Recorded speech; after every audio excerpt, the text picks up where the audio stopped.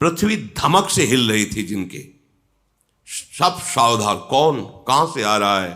तो सामने देखा गौर शरीर भूति भल भ्राजा, भाल विशाल त्रिपुंड विराजा, शीस जटा शशि बदन सुहावा, ऋषि बस कछुक अरुण होइयावा। गौरांग बदन है और उस पर भस्म लगी हुई, विशाल भाल पर त्रिपुंड है और विकराल स्वरूप, टेढ़ी भौहें, लाल नेत्र। और सब परशुराम ने जो बड़े बड़े पले पले ढाल तलब कूद पड़े मंच से, भागे प्राण बचा के। भगवान परशुराम जी का आगमन हुआ।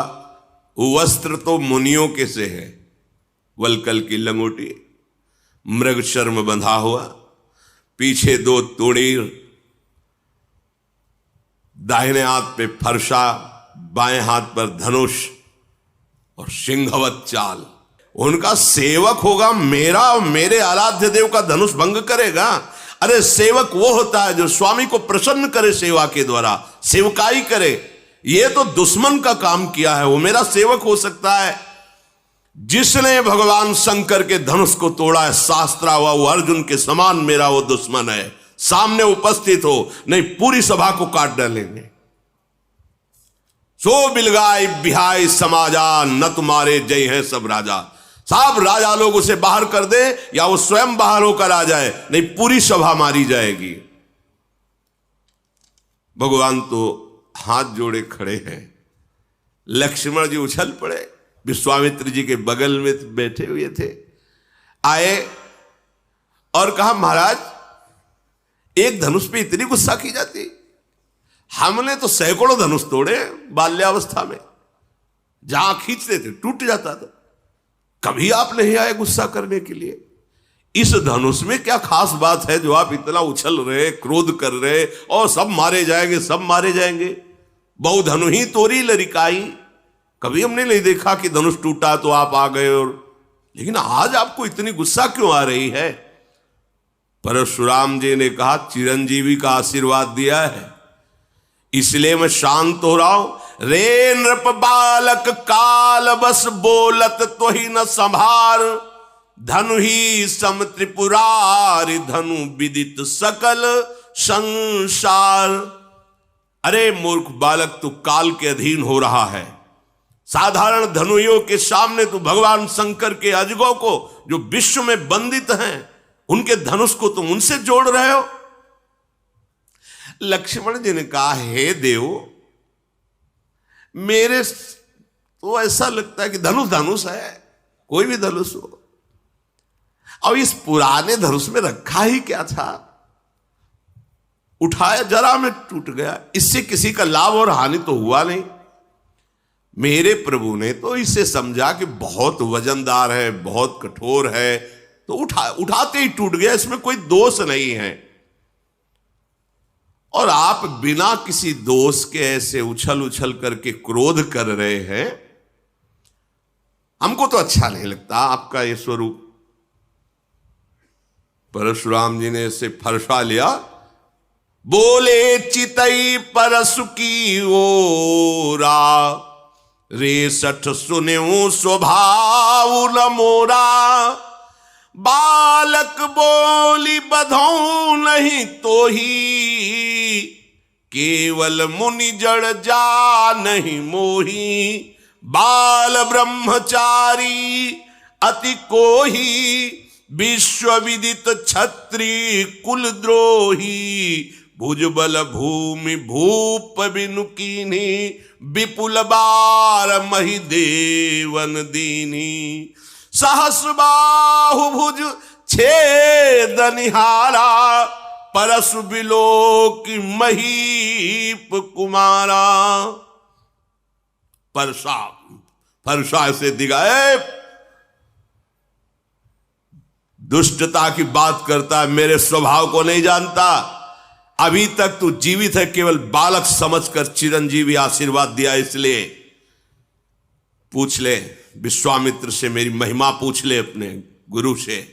मुझे निरा मुनि मत समझ, मैं बाल ब्रह्मचारी अत्यंत क्रोध करने वाला हूं और दुष्ट राजाओं का विनाश करने वाला है मेरा फरसा है।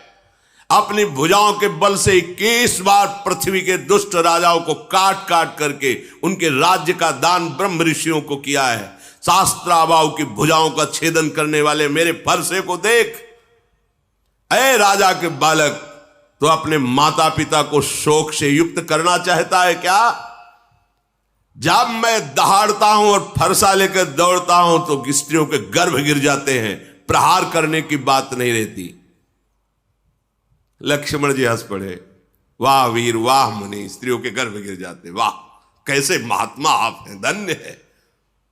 पूरी सभा हाय है कर रही कि छोटे राजकुमार क्या कर रहे हैं, मानो घी में आहुति डाल रहे हो, वैसे ही हाथ जोड़ के इन्हें शांत करना चाहिए।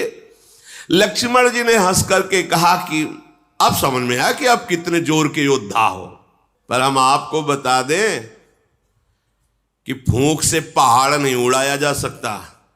भूल में मत रहना, बालक समझकर कहीं भूल में मत रहना। फूंक से पहाड़ नहीं उड़ाया जा सकता।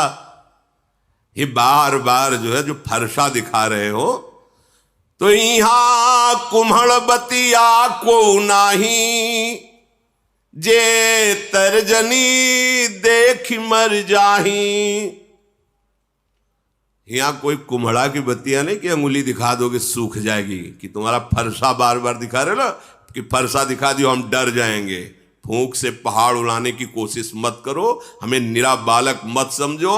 आपको प्रणाम किया है तो सिर्फ मुनि वेश देख करके, और ये जो आप फरसा धनुष बाण, ये मुनि वेश के विपरीत है। मैं अभिमान से नहीं कहता हूं, आप सच्ची समझ लो, मुझे केवल बालक मत समझना। अगर हम आपसे अभी नम्रता से पेश हो रहे हैं तो उसका कारण है, भृगुसुत समुझी जनेऊ बिलोकी, जो कछु कहो सहस ऋषिरों की। आप जो बोल रहे हो ना, और मैं सह रहा हूं, इसका कारण एक ही है। एक तो यज्ञोपवीत धारण की ब्रह्म ऋषि हो, और दूसरी बात जानता हूं भृगुवंश को पावन करने वाले महात्मा हो। इसी के कारण आपके ऐसे कठोर वचन और ऐसे अभिमान भरे वचन सुनकर मैं शांत हूं, क्योंकि हमारे कुल में देवता, ब्रह्म ऋषि और भगवान के भक्त, इन पर कभी हाथ नहीं उठाया जाता, चाहे जितना बड़ा अपराध कर दें।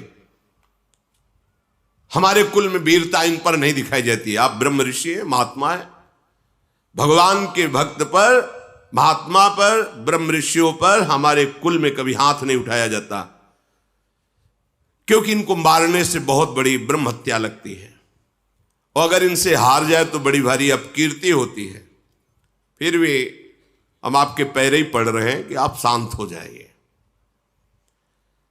आपको ज्यादा ही अस्त्र शस्त्र दिखाने की जरूरत नहीं, क्योंकि आपके वचन ही करोड़ों वज्र के समान है, तो और अस्त्र प्रहार करने की जरूरत क्या है? आपने बेकार में फरसा धारण कर, फरसे से ज्यादा तो आपके वचन है कठोर, अर्थात मुनि के वचन बहुत मृदु, शांत और समदर्शिता से युक्त होने चाहिए, वो आपके हैं नहीं। अगर आपको हम कुछ अनुचित बोल रहे हो तो आप उसका लक्ष्य ये समझ लेना, आपके पास धनुष बाण और फरसा देख करके। अगर आप केवल मुनि बन करके आते तो अर्घ पाद्य देकर आपके चरणों में ही बैठे रहते। पता नहीं क्या हो रहा है कि लक्ष्मण जी बोल रहे हैं और परशुराम जी का हाथ काम नहीं कर रहा, नहीं उनके सामने कोई बोल सके। अब विवश हो गए। विश्वामित्र जी का समझाओ ना अपने चेला को, बहुत उद्दंडता कर रहा है। कौशिक सुनऊ मंद यह बालक, कुटिल काल बस निज कुल घालक, भानुवंश राकेश कलंको, निपट निरंकुश अबुध असंको। विश्वामित्र जी समझाओ ना इसे, बड़ा कुबुद्धि है, कुटिल है, एक काल के बस हो रहा। अगर हमारा फरसा चला तो इसके ऊपर ही नहीं, पूरे इसके वंश का विनाश कर देंगे। ये तभी निकलता है जब कमजोर हो जाता है सामने वाला। हमारी बात बताओ ना कि हम कौन हैं। अभी एक क्षण में काल का ग्रास हो जाएगा, मैं पुकार करके कहता हूं, इसके बाद कोई मुझे दोष मत देना। लक्ष्मण जी ने कहा, महाराज दूसरे को बताने की जरूरत ही नहीं, आपका यश जब से आप आए तो अपने मुख से इतनी बार यश कह चुके हैं कि दूसरे को परिचय बताने की जरूरत नहीं। आप बार बार फरसा उठा बता चुके हैं, अगर अभी कुछ और रह गया हो तो और बता दीजिए। सब कह रहे कि ये जो गौरवर्ण का कुमार है तो बहुत ही विचित्र है। हमें लगता है भगवान आपको संतोष नहीं है। आप क्रोध मत रोकिए, आप वीरता का वेश धारण किए हैं, आप और बोलिए, जो कुछ करना चाहे आप कर लीजिए, आप क्रोध को रोकिए मत। पर आपको जरूर ये कहता हूं कि साधु के वेश में शोभा नहीं देता। हमने तो देखा है कि जो वीर योद्धा होते हैं वाणी से नहीं बोलते, उनका काम बाणों से होता है। वो आप जब से आए वाणी से ही बोलते जा रहे हो। सारी सवाल कार्य किसी तरह इस कुमार को चुप करो, कहीं ऐसा ना हो कि कुछ अमंगल हो जाए। वो इधर लक्ष्मण जी ने कहा कि डींग हाँकना बंद करो महाराज, अब अपनी वाणी का वज्र प्रहार करना बंद करो।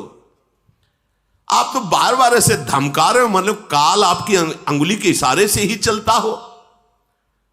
लक्ष्मण जी की कठोर सुनते ही परशुराम जी ने भयानक फरसा संभाला और हाथ में लिया और बोले, आप दोष मत देना, मैं इसकी अभी गर्दन उतारता हूं। बहुत बचाया पर अब ये बचेगा नहीं। विश्वामित्र जी आ गए, क्षमा कीजिए, क्षमा कीजिए। देखो, बालकों की बातों पर आप जैसे महान ऋषि ध्यान नहीं देते, इनका स्वभाव ही ऐसा होता है। परशुराम जी ने कहा, मैं कुछ समझ नहीं पा रहा हूं कि वही मैं परशुराम, वही मेरा फरसा, मेरे हृदय में दया का लेश नहीं, और गुरुद्रोही मेरे सामने कठोर वचन कह रहा, मैं कुछ कर नहीं पा रहा। ये उत्तर पर उत्तर दिए जा रहा है, मैं इसे मार नहीं पा रहा। विश्वामित्र जी, हमें लगता है तुम्हारा प्रेम काम कर रहा है, कि हमारा तुम्हारा पहले का प्रेम है और तुम्हारे इसीलिए हमें लगता है हम इन्हें छोड़ रहे हैं, नहीं तो अब तक इस गुरुद्रोह करने वाले को मैं यमपुर पहुंचा देता। विश्वामित्र जी हंस करके सोच रहे कि मुनि को सब हरा ही हरा नजर आ रहा है, जैसे सावन में कोई अंधा हो जाए तो हरा ही हरा। इनको ये राजकुमार राजे कुमार नजर आ रहे, अभी इनकी दिव्य दृष्टि खुली नहीं कि देख पावे कि कौन है, चराचर के स्वामी सामने खड़े हैं। श्री राम और लक्ष्मण को साधारण छत्री समझ रहे हैं। विश्वामित्र जी ऐसा मन में सोचकर सावधान कर रहे, शांत। लक्ष्मण जी पीछे से विश्वामित्र जी के कहा कि महाराज, आपका सील और स्वभाव देखकर ना, क्या सील है, नम्रता है आपकी, और क्या स्वभाव है आपका, और हंस दिए। हम बतावे आपका सील स्वभाव? माता का गला उतारा है फरसे से, बड़ा सील है। अरे सब कह रही क्या, मतलब लक्ष्मण जी में भय कहां, भगवान शेष के अवतार है। मैं अच्छी तरह से जानता हूं, आप अपने माता की ऋण से ऋण हुए और पिता की ऋण से। अच्छा, गुरु का जो ऋण है वो आप उतारने के लिए मेरे भरोसे आए हो कि अब मैं इनको मार दूंगा तो गुरु ऋण से ऋण हो जाऊंगा। अच्छा, तो ब्याज सहित बताइए आपका गुरु ऋण क्या है, मैं चुका दूं। बुलाइए किसी हिसाब करने वाले को और बताइए आपके गुरु ऋण में मैं क्या चुका दूं। सुनि कटु बचन कुठार सुधारा, हाय हाय सब सभा पुकारा। भगवान परशुराम, आप तो नहीं बचेगा। और एकदम लक्ष्मण जी ने कहा, फरसा मत दिखाओ मुझे बार बार। आपको रणधीर और वीर दूसरे मानते होंगे, ये फरसा दूसरों को दिखाओ। हमारे यहां ब्रह्म ऋषियों पर कोई बल नहीं चलता, इसीलिए मैं चुप हूं। सब सभा के लिए लगे, अनुचित है, अनुचित है, लखनलाल ऐसा मत बोलो, ये महावीर है। सब पुकार। भगवान श्री राम ने लक्ष्मण जी को नेत्र तरह, लक्ष्मण जी चुपचाप सीधे पीछे वापस हो गए। परशुराम जी क्रोध की अग्नि बढ़ रही। भगवान श्री राम फिर शांत, नाथ शांत हो जाइए, नाथ करहु बालक पर छोहू, सूद दूध मुख करी न कोहू, जो पे प्रभु स्वभाव प्रभाव कछु जाना, तो कि बराबर करत अयाना। क्षमा क्षमा प्रभु, क्षमा कीजिए।